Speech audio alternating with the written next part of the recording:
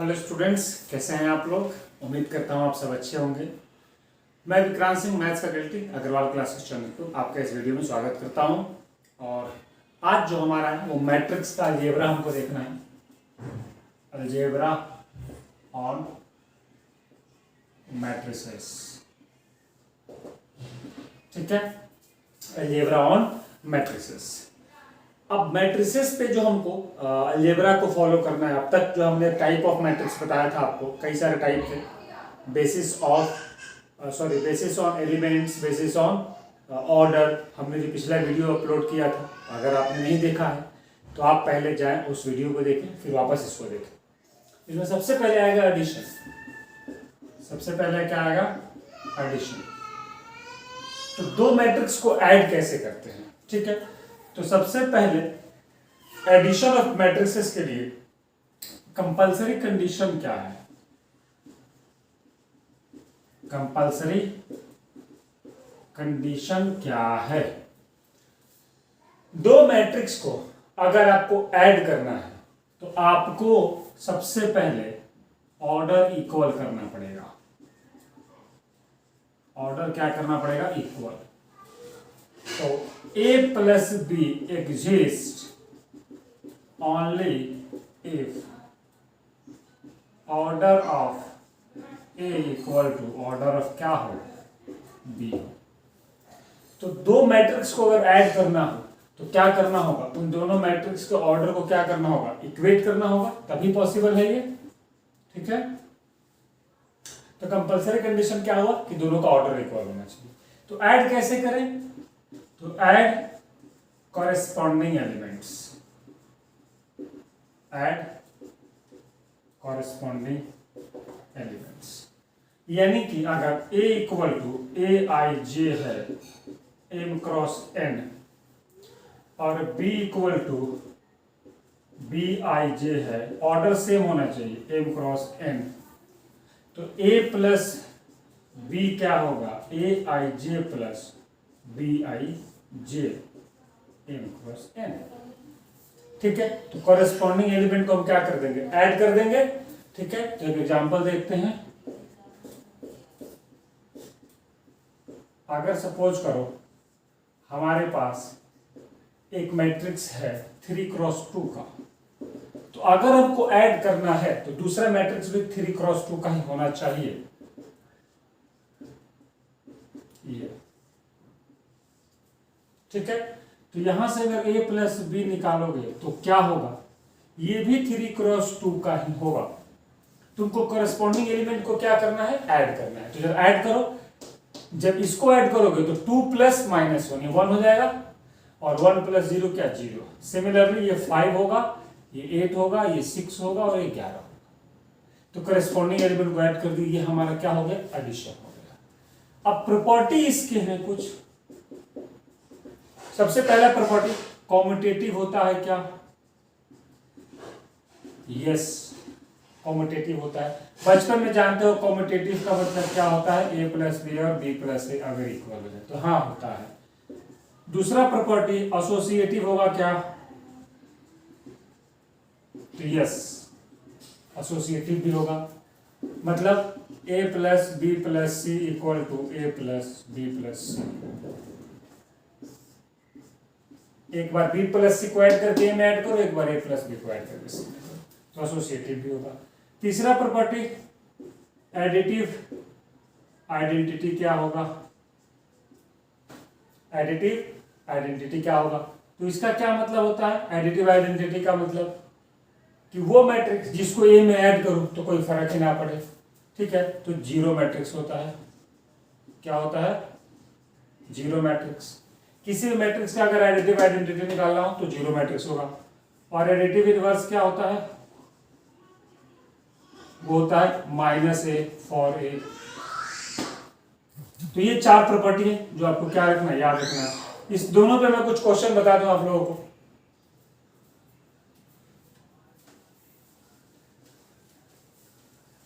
जैसे सपोज करो कोई भी अगर एक मैट्रिक्स दे देता है 3 2 1 0 5 7 या -2 लगा लो। अगर तुमसे पूछेगा कि कॉम्पिटिटिव है क्या? यस है। पहली चीज तो ये कि कॉम्पिटिटिव के लिए दो मैट्रिक्स चाहिए, तो दूसरा भी देगा। तो पहले हम थर्ड और फोर्थ को देख लेते हैं। अगर मैं पूछूं कि एडिटिव आइडेंटिटी क्या होगा इसका,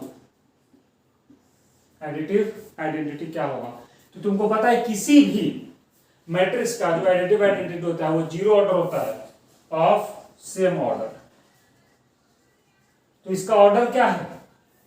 2 रो और 3 कॉलम है, तो इसका जो एडिटिव आइडेंटिटी होगा वो हो जाएगा 2 क्रॉस 3 का ही जीरो मैट्रिक्स। एडिटिव आइडेंटिटी का मतलब क्या होता है? आइडेंटिटी का मतलब होता है कि जो भी आइडेंटिटी है अगर एडिटिव है तो उस मैट्रिक्स में अगर इसके आइडेंटिटी को ऐड करोगे तो उस मैट्रिक्स पर कोई फर्क नहीं पड़ेगा। तो एडिटिव आइडेंटिटी का मतलब एक ऐसा मैट्रिक्स जिसको अगर मैं इसमें ऐड करूं तो इस मैट्रिक्स पर कोई फर्क ना पड़े, तो अगर इसमें इसको ऐड करोगे तो इस पर कोई असर नहीं होगा। दूसरा एडिटिव इनवर्स क्या होगा? ऑफ ए, तो ये माइनस ए हो जाएगा। तो एडिटिव इनवर्स क्या हो जाएगा? -3 2 -1 0 -5 और माइनस। तो इनवर्स, एडिटिव इनवर्स का मतलब ये होता है कि उस मैट्रिक्स को इसमें ऐड कर दो तो वो आ जाए क्या? Zero matrix. तो इसमें किस मैट्रिक्स को ऐड करो कि जीरो मैट्रिक्स आ जाए? इसको ऐड करूंगा तो जीरो आएगा नहीं आएगा। ए में क्या ऐड करो कि जीरो आ जाए? माइनस ए। तो एडिटिव इनवर्स क्या हो जाता है? माइनस ए। तो आइडेंटिटी और इनवर्स जो है ये दो ऑपरेशन के लिए आएगा, एडिटिव के लिए भी आएगा और मल्टीप्लिकेटिव के लिए भी आएगा। मल्टीप्लिकेशन के लिए एडिशन और मल्टीप्लिकेशन के लिए आइडेंटिटी भी आएगा और इनवर्स भी आएगा। ठीक है। सब्ट्रैक्शन और डिवीजन के लिए डज नॉट एग्जिस्ट होता है। ठीक है, बताएंगे क्यों बाद में। तो आइडेंटिटी और इनवर्स हमने किस ऑपरेशन के लिए देख लिया? एडिशन के लिए, क्यों? क्योंकि हम एडिशन पढ़ रहे थे। अब जरा आगे बढ़ते हैं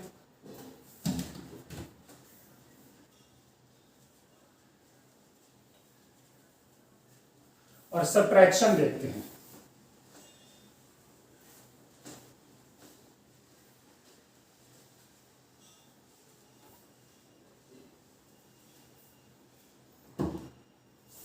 ठीक है, सब्ट्रैक्शन देखते हैं।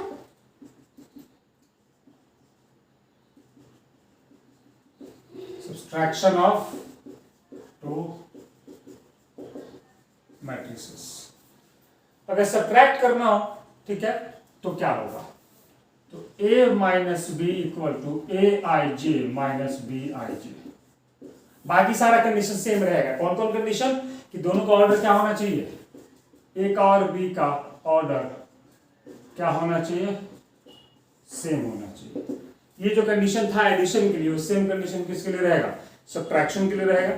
ठीक है, और उसका है कि कॉरेस्पॉन्डिंग एलिमेंट को हम क्या कर देंगे? माइनस कर देंगे। जैसे एग्जांपल 3 2 1 4 2 0, मैं 2 क्रॉस 2 कर लेता हूं। अगर ये ए है और बी मैंने ले लिया 5 -3 -2 1, तो a माइनस बी अगर निकालना हो तो कॉरेस्पॉन्डिंग एलिमेंट को हम सब्ट्रैक्ट करेंगे। तो 3 में से 5 को करेंगे तो क्या होगा? -2। 2 में से -3 को करेंगे तो क्या होगा? 5। 4 -2 6 और 2 -1 क्या होगा? ये हमारा a माइनस बी। तो हमने मल्टीप्लिकेशन, सॉरी एडिशन देखा, सब्ट्रैक्शन देखा। मल्टीप्लिकेशन हम बाद में देखेंगे। मल्टीप्लिकेशन हम बाद में देखेंगे। अभी हम क्या देखेंगे? अच्छा, यहां पर अगर मैं बात करूं तो कॉम्यूटेटिव होता है क्या है? तो तुम बचपन से जानते हो कि सब्ट्रैक्शन कभी भी कॉम्यूटेटिव नहीं होता। a minus B is never equal to b minus A. Similarly क्या ये एसोसिएटिव होगा? तो जब ये कॉम्यूटेटिव नहीं है तो ये एसोसिएटिव भी नहीं होगा।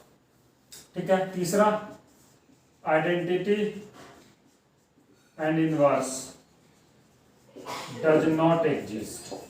सब्ट्रैक्शन के लिए आइडेंटिटी और इनवर्स एग्जिस्ट नहीं करता है। आइडेंटिटी और इनवर्स उसी का एग्जिस्ट करता है जो कॉम्यूटेटिव हो।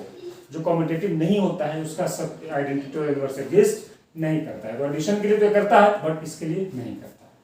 अब मल्टीप्लिकेशन ऑफ टू मैट्रिक्स हम बाद में पढ़ेंगे। पहले हम पढ़ेंगे मल्टीप्लिकेशन, तो पढ़ेंगे ऑफ मैट्रिक्स लेकिन बाय स्केलर। बाय स्केलर तो अगर a equal to A I जे है कोई मैट्रिक्स, ठीक है, और इसको अगर मैं क्या करूं? मल्टीप्लाई बाय के करूं। मल्टीप्लाई बाय के करूं यानी कि के ए। तो सारे एलिमेंट में k से मल्टीप्लाई करना होगा, यानी कि इसका जो एलिमेंट अब हो जाएगा वो क्या हो जाएगा, k a i j हो जाएगा। ठीक है, एग्जाम्पल देखो, अगर हमारे को कोई मैट्रिक्स दिया है 2 - 1 7 3 2 3 और अगर मुझे 5a निकालना हो, यानी कि a में हम मल्टीप्लाई तो कर रहे हैं बट किससे, स्केलर से कर रहे हैं। ठीक, मल्टीप्लाई बाई k, और k क्या है, स्केलर है, मतलब मैट्रिक्स नहीं है, कोई ना कोई रियल नंबर है वो। तो 5 से मल्टीप्लाई करेंगे तो 5 से इस हर एलिमेंट में मल्टीप्लाई करना होगा तुमको। तो 5a जो होगा वो क्या होगा, 10 - 5 35 15 10 और 15, ये तुम्हारा क्या हो जाएगा, +5। तो अगर a दिया हो तो तुम 5a निकाल सकते हो, 3a निकाल सकते हो, -2 निकाल सकते हो, कुछ भी निकाल सकते हो तुम। तो ये हमारा हो गया क्या, multiplication of matrix bye scalar. इसकी भी कुछ प्रॉपर्टी है। अब यहाँ पर हम एसोसिएटिव कॉम्पिटिटिव की बात नहीं करेंगे क्योंकि स्केलर मल्टीप्लिकेशन है। तो यहाँ पर जो पहला प्रॉपर्टी है वो ये है कि अगर दो मैट्रिक्स का ऐड करके और स्केलर से मल्टीप्लाई करूँ या अलग अलग करके मल्टीप्लाई करूँ, कोई फर्क नहीं पड़ता है। ठीक है, प्लस के लिए भी और माइनस के लिए भी। ठीक है, एक तो ये बात। ठीक है, इसके अलावा इसके और भी प्रॉपर्टी है, और वो क्या है कि अगर दो स्केलर को ऐड करूं और उसमें किसी एक मैट्रिक्स से मल्टीप्लाई करूं या फिर दोनों स्केलर से अलग अलग मल्टीप्लाई करके ऐड करूं, तो ये जो है वो दो प्रॉपर्टी है किसके, multiplication of matrix bye scalar. तो इसको भी दिमाग में रखना। तो सबट्रैक्शन हो गया, मल्टीप्लिकेशन हुआ लेकिन मैट्रिक्स का किससे, स्केलर से। मैट्रिक्स का मैट्रिक्स से भी होगा, वो बाद में होगा, तो इसको नोट करो। ठीक है, और आगे और देखते हैं क्या क्या टॉपिक है अपने पास जो है।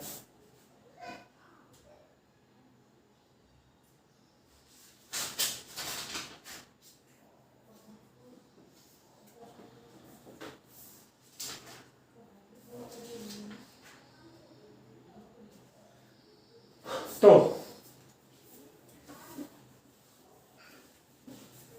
अगला जो ऑपरेशन है जो हमें पहले ही करा देना चाहिए था, बट कोई बात नहीं, ऑर्डर थोड़ा उल्टा हो गया, इक्वालिटी ऑफ मैट्रिक्स।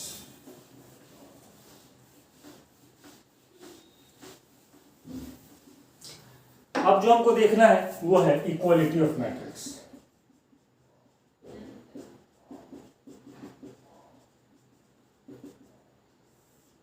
मैट्रिसेस लिखो क्योंकि दो की बात हो रही है।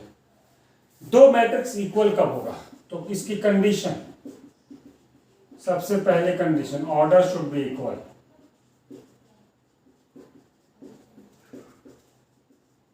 ऑर्डर शुड बी क्या, इक्वल। ऑर्डर इसका इक्वल होना चाहिए।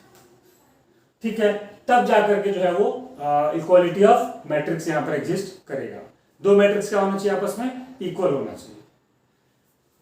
अब कैसे करेंगे इसको, तो सब अगर मान लो a इक्वल टू मैं b कर दूं, a इक्वल टू मैं b कर दूं, implies that aij equal to bij। यानी कि दो मैट्रिक्स अगर इक्वल है, पहली चीज तो ये कि दोनों का ऑर्डर क्या रहा होगा, m क्रॉस n। दोनों का ऑर्डर क्या रहा होगा, m क्रॉस n। अगर सेम ऑर्डर है तभी इक्वल होगा, और अगर ये इक्वल है तो इससे कॉरेस्पॉन्डिंग एलिमेंट इक्वल होगा। मतलब क्या हुआ इसका, 3 4 7 2 दो मैट्रिक्स है, एक मैंने ले लिया 2 क्रॉस 2 का और दूसरा मैंने ले लिया 2 क्रॉस 2 का। अगर इक्वल होता है तो a को 3 होना पड़ेगा, b को 4 होना पड़ेगा, c को 7 होना पड़ेगा और d को 2 होना पड़ेगा। ठीक है ना, इसको इसके इक्वल, इसको इसके इक्वल, सिमिलरली अगर मैं यहां पर ऐसा इसको लिख देता, चलो 3 4 2 7, एलिमेंट वही है लेकिन इनकी पोजीशन बदल गई, अभी इक्वल नहीं होगा। अगर इसको इक्वल होना है तो इसको भी 7 और इसको भी क्या होना पड़ेगा, 2 होना पड़ेगा। तो एक तो ऑर्डर इक्वल होना चाहिए, ये तो कंपलसरी कंडीशन है, और इसके बाद कॉरेस्पॉन्डिंग एलिमेंट इक्वल होना चाहिए, तब वो मैट्रिक्स क्या होगा, इक्वल होगा। तो इस पर कुछ ऐसे भी 1-2 नंबर के क्वेश्चन बोर्ड में आ जाते हैं कि if a equal to b then find x, y, और यहाँ पर a तुमको दे दिया 3x - 2y 5 और 7x + y, और b क्या दे दिया 1 5 7 2, ये तुमको दे दिया। ऐसा तो मैट्रिक्स देगा और बोलेगा कि अगर ये दोनों मैट्रिक्स इक्वल है तो बताओ x y क्या होगा। तो तुमको पता है कि अगर कॉरेस्पॉन्डिंग एलिमेंट इक्वल होगा तो ही दो मैट्रिक्स इक्वल होंगे। तो ये किसके इक्वल होगा, 1 के इक्वल, और जो ये तो 5 के इक्वल 5 है और 7 के इक्वल 7 है, यानी कि x प्लस वाई किसके इक्वल होना चाहिए, 2 के इक्वल। और जब तुम इसको सॉल्व करोगे तो x बराबर y बराबर क्या आ जाएगा, 1 आ जाएगा। 1 इसको सेटिस्फाई कर रहा है, तो यहाँ से x और y की वैल्यू क्या हो गया, 1 हो गया। तो ये हमारा क्या हो गया, इक्वालिटी ऑफ मैट्रिसेस। क्वेश्चन कुछ ऐसा भी आता है, अभी जो हमने देखा सब्ट्रैक्शन मल्टीप्लिकेशन। ए अगर 3 2 5 माइनस 1 है एंड बी इक्वल टू मान लो 1 2 3 7 है, तो तुमसे पूछेगा 3a माइनस 5b क्या होगा। तो इसका इजी सॉल्यूशन है, ठीक है। 3a माइनस 5b पूछा है तुमसे, तो सबसे पहले देखो पॉसिबल है कि नहीं। तो 3 से मल्टीप्लाई करने पर a को, a के ऑर्डर पर तो कोई चेंज नहीं होगा, तो a का ऑर्डर जो है वो 3a का ऑर्डर होगा, जो b का ऑर्डर है वही 5b का ऑर्डर होगा। तो क्या इन दोनों का ऑर्डर सेम है, तो अगर a और b का ऑर्डर सेम होगा तो 3 और 5b का ऑर्डर भी सेम होगा, तो a और b का ऑर्डर सेम है, तो हाँ ये पॉसिबल तो है। अब 3a का मतलब क्या होगा, इसको 3 से मल्टीप्लाई कर दूंगा मैं, तो 9 6 15 और माइनस 3 और माइनस 5b, तो b को 5 से करूंगा तो 5 10 15 और 35।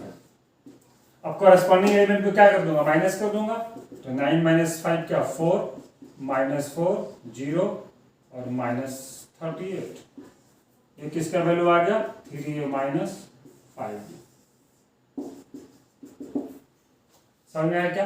तो इस तरह से जो है वो स्केलर से मल्टीप्लिकेशन, सब्ट्रैक्शन हो या एडिशन हो या इक्वालिटी हो, तो ये सब कर सकते हो।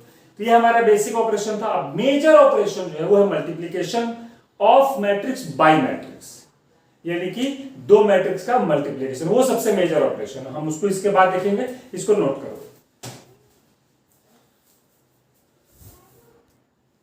तो अब हम देखते हैं जरा कि एक मैट्रिक्स का दूसरे मैट्रिक्स से कैसे मल्टीप्लिकेशन होगा। तो जो हमारा अगला है वो सबसे मेजर ऑपरेशन है,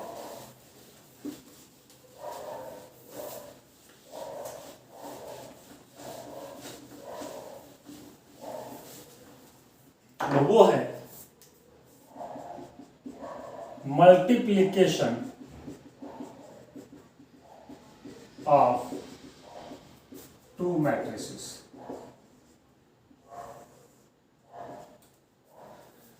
तो टू मैट्रिक्स अगर अपने पास है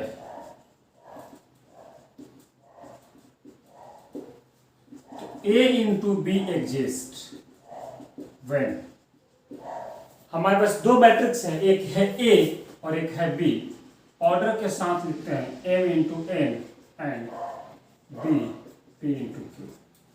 हमारे पास दो मैट्रिक्स है, एक A है और एक क्या है, B है।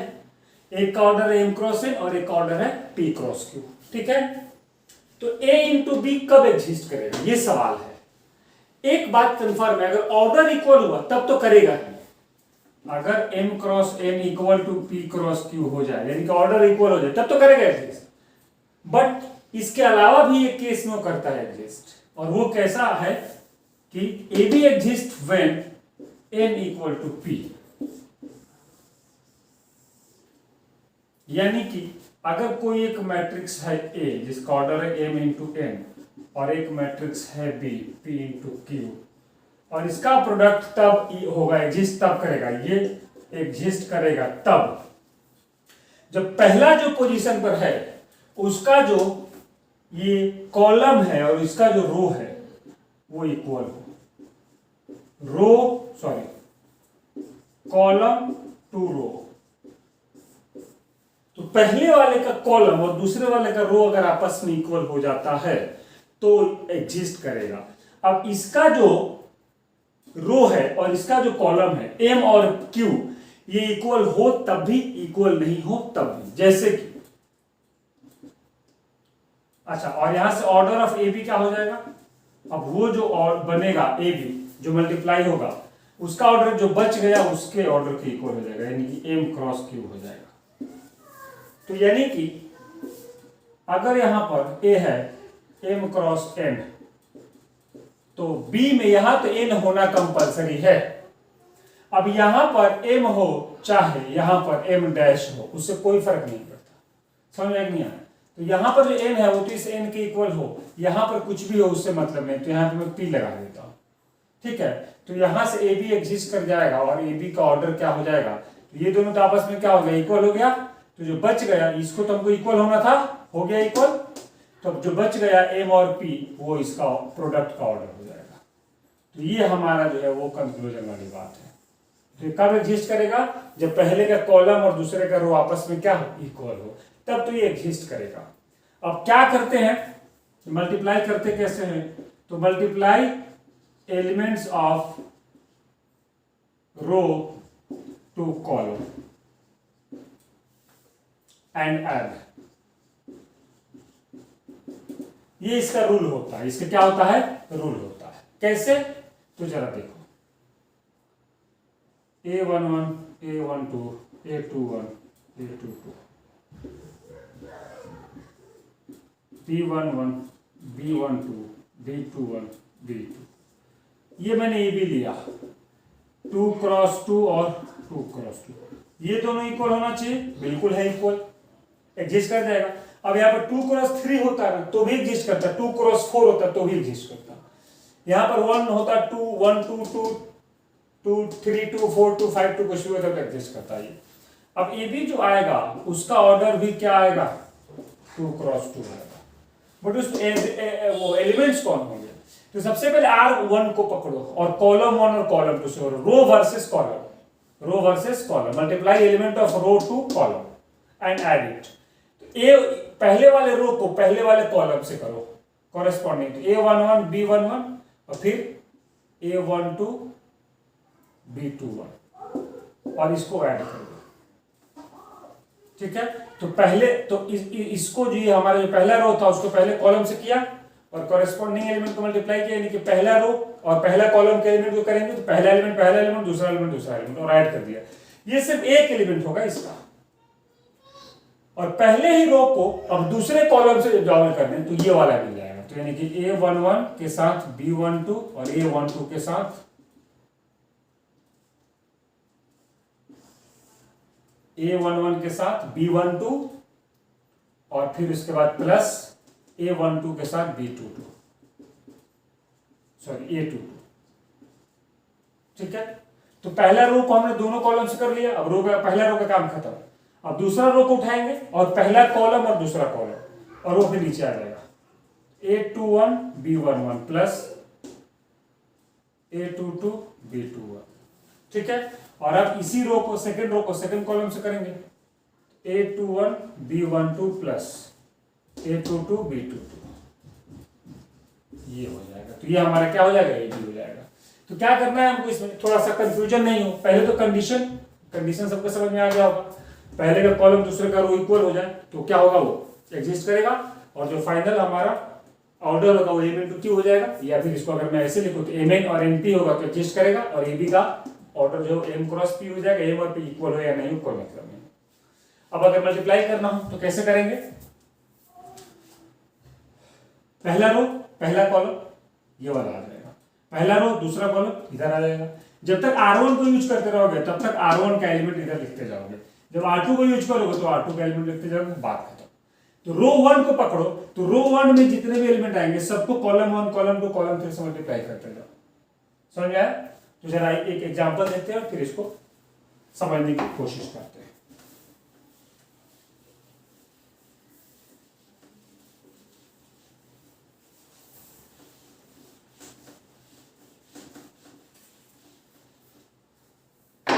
ठीक है,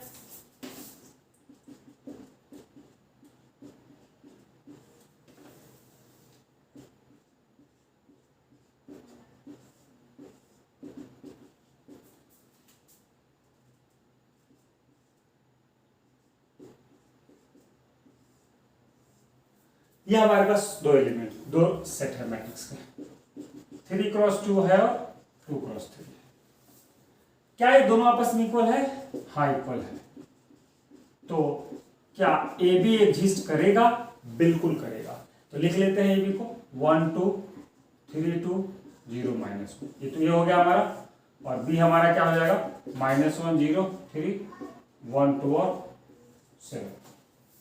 रो 1 को पकड़ो और कॉलम 1 से मल्टीप्लाई करो, रो 1 को पकड़ो और कॉलम 1 से मल्टीप्लाई करो। रो 1 को तब तक तुम कंप्लीट नहीं करोगे जब तक कि सारे कॉलम खत्म ना हो जाए। तो रो 1 के जो एलिमेंट आएंगे वो यहां पर आएंगे सारे, ठीक है। और अब जो तुम बनाने जा रहे हो इसका ऑर्डर क्या होगा, तो जरा देखो 3 क्रॉस 2 और 2 क्रॉस 3 है, तो 2 और 2 तो इक्वल हो गया, तो इसका क्या बचा 3 और इसका क्या बचा 3, तो ये 3 क्रॉस 3 होगा। यानी कि यहां जो एलिमेंट आएगा वो किसका आएगा 3 क्रॉस 3 का आएगा। तो बनाना शुरू करते हैं जरा। रो 1 कॉलम 1, 1 इंटू -1 क्या -1 और 2 इंटू 1 क्या 2, ऐड कर दूंगा मैं। तो रो 1 और कॉलम 1 को खत्म किया तो यहां आया। अब रो 1 को कॉलम 2 से लेंगे तो यहां पर आ जाएगा 1 0 0 और 2 और 2 क्या 4। सिमिलरली 1 2 को 3 7 से करेंगे तो 3 प्लस 14। अब ये क्या हो गया हमारे इधर, 2 माइनस 1 क्या हो जाएगा, यहाँ पर 1 आ जाएगा, यहाँ पर क्या आ जाएगा 4 आ जाएगा और यहाँ पर क्या आ जाएगा 17।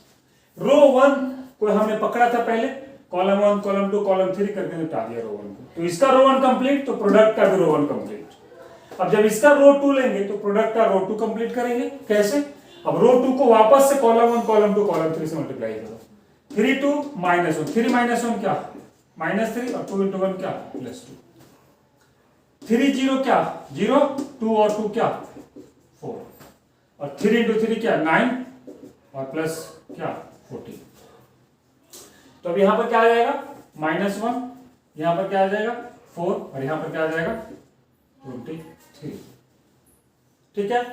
अब हम R3 को पकड़ेंगे, कॉलम 1 कॉलम 2 कॉलम 3, 0 क्रॉस -1 क्या 0 और फिर माइनस क्या 1, फिर 0 इंटू 0 क्या 0 और -1 इंटू क्या -2 और 0 इंटू 3 क्या 0 और -1 क्या -7। तो क्या होगा ये -1, यहाँ क्या होगा -2 और यहाँ पर क्या होगा -7। तो ये हमारा क्या आ गया ए बी आ गया। अब अगर यहां मैं पूछूं कि बी एग्जिस्ट करेगा क्या, तो बी को जरा पहले लिख लो और ए को बाद में लिख लो।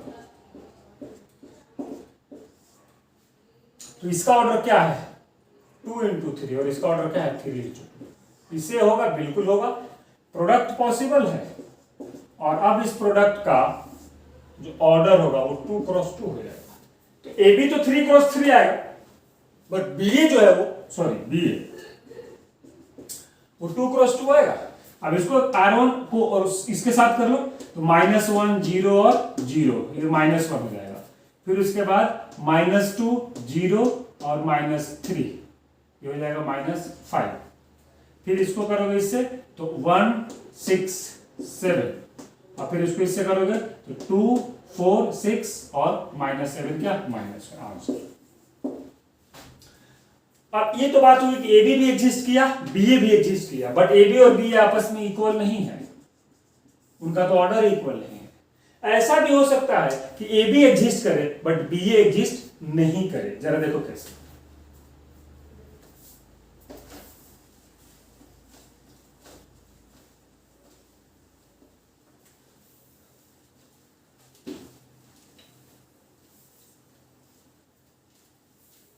तो ए बी और बी एग्जिस्ट तो किया बट इक्वल नहीं था वो। आप एक एग्जांपल देखो, ए है 2 क्रॉस 2 और बी है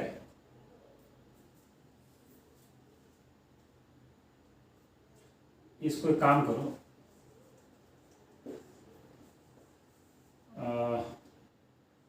R1 R2 R3 कर लो इसको, 3 क्रॉस 2, 3 रोज और 2 कॉलम्स।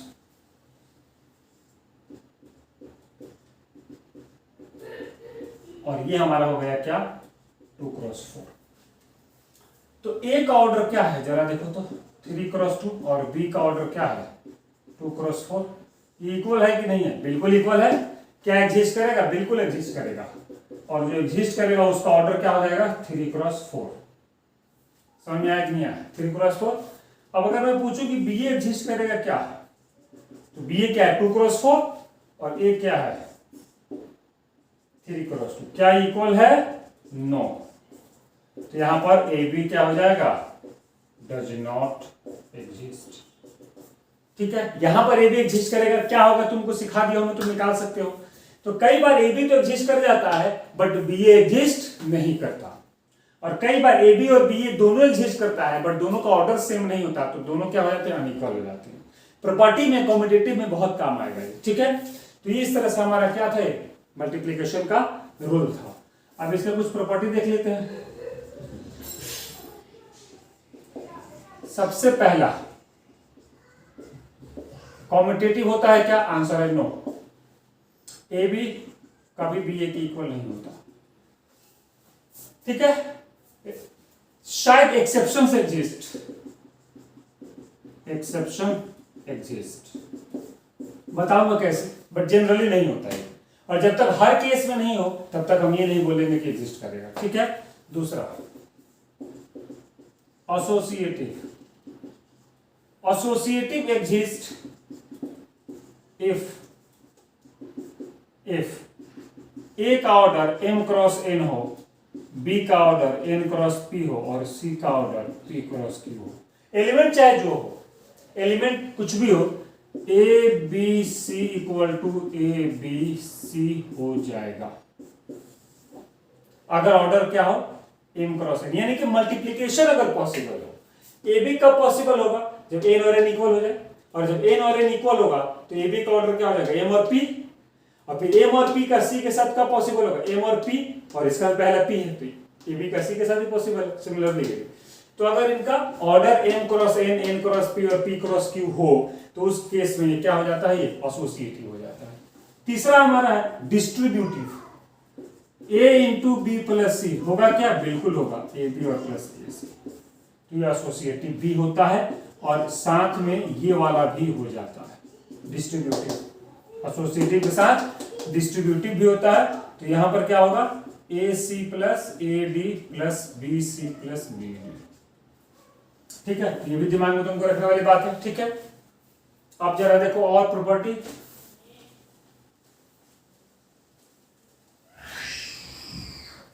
अगर यहां से मैं तुमसे पूछूं कि a प्लस बी का होल स्क्वायर क्या होगा, तो ए स्क्वायर और A B plus B A plus B square होगा। यहां 2ab नहीं लिखेंगे क्योंकि ए बी और बी इक्वल नहीं होगा। क्यों, क्योंकि जब तुम a प्लस बी का होल स्क्वायर लिखोगे तो इसको तुम क्या लिखोगे, A plus B into A plus B, और फिर तुम इसको अप्लाई करोगे। तो a का a से करोगे a स्क्वायर, a का b से करोगे ab, b का a से b और b का b से b स्क्वायर। अलजेब्रा में ab और b इक्वल होता है तो हम 2ab लिख देते हैं, बट यहां नहीं होगा, ठीक है। तो ये कुछ प्रॉपर्टीज है जिसका तुमको क्या रखना है, ध्यान रखना है। इसके बाद जो है वो कैंसिलेशन लॉ पर भी बहुत खास तुमको नजर रखना है। कैंसिल कैसे करें, ए बी इक्वल टू अगर ए सी है तो ये कैंसिल हो जाएगा, और इंप्लाई दैट क्या हो जाएगा, B equal to C. Left से लेफ्ट कैंसिल हुआ है तो इसको हम बोलते हैं लेफ्ट कैंसिलेशन। क्या बोलते हैं इसको, लेफ्ट कैंसिलेशन, ठीक है। दूसरा होगा हमारा, तो मान लो अगर A B equal to C B है तो दोनों राइट में है, इससे कैंसिल हो जाएगा, और इंप्लाई दैट क्या हो जाएगा, ए बराबर से। इसको बोलते हैं राइट कैंसिलेशन। बट अगर ए बी इक्वल टू सी ए है तो क्या ए से एक हो करके और बी इक्वल टू सी देगा, आंसर है नो। कैंसिल अगर इधर राइट में उधर लेफ्ट में है तो ये कैंसिल नहीं होगा। यहां पर ए कैन नॉट कैंसिल, लेफ्ट का लेफ्ट से ही कैंसिल होगा, राइट का राइट से ही कैंसिल होगा। तो अगर कैंसिल करना है तो उसको प्रोडक्ट के सेम साइड में होना पड़ेगा। सिमिलरली अगर तुम मल्टीप्लाई करोगे तो इसको नोट कर लेना, ठीक है। ये कॉम्पिटिटिव और एसोसिएटिव को तुम नोट कर लेना। सिमिलरली अगर तुम मल्टीप्लाई करने जाओगे, सपोज करो अगर a इक्वल टू बी दिया है, मल्टीप्लाई बाय सी, सब मैट्रिक्स की बात कर रहा हूं मैं, एबीसी मैट्रिक्स है, तो अब तुम इसको लिख सकते हो ए सी इक्वल टू बी सी और सी ए इक्वल टू सी बी। यानी या तो लेफ्ट में करोगे ए के तो बी के भी लेफ्ट में करना होगा, अगर ए के राइट में करोगे तो बी के राइट में करोगे, इफ पॉसिबल। बट ऐसा तुम नहीं कर सकते, एक के लेफ्ट में कर दिया और एक के राइट में कर दिया, तो ये नहीं कर सकते, ये तुम कर सकते। ठीक है, समझ आया नहीं है? तो यहां पर भी कंडीशन है इफ मल्टीप्लीकेशन एग्जिस्ट, अगर मल्टीप्लीकेशन एग्जिस्ट करेगा। तो ये कुछ प्रॉपर्टी है कॉम्यूटेटिव एसोसिएटिव के अलावा, डिस्ट्रीब्यूटिव बताया, डिस्ट्रीब्यूटिव के अलावा ये इंपॉर्टेंट है, उसके अलावा कैंसिलेशन लो और मल्टीप्लाई कैसे करें। तो ये सब प्रॉपर्टी जो है तुमको आगे बहुत काम आएगा, इस सबको तुम क्या रखना, दिमाग में रखना। ठीक है,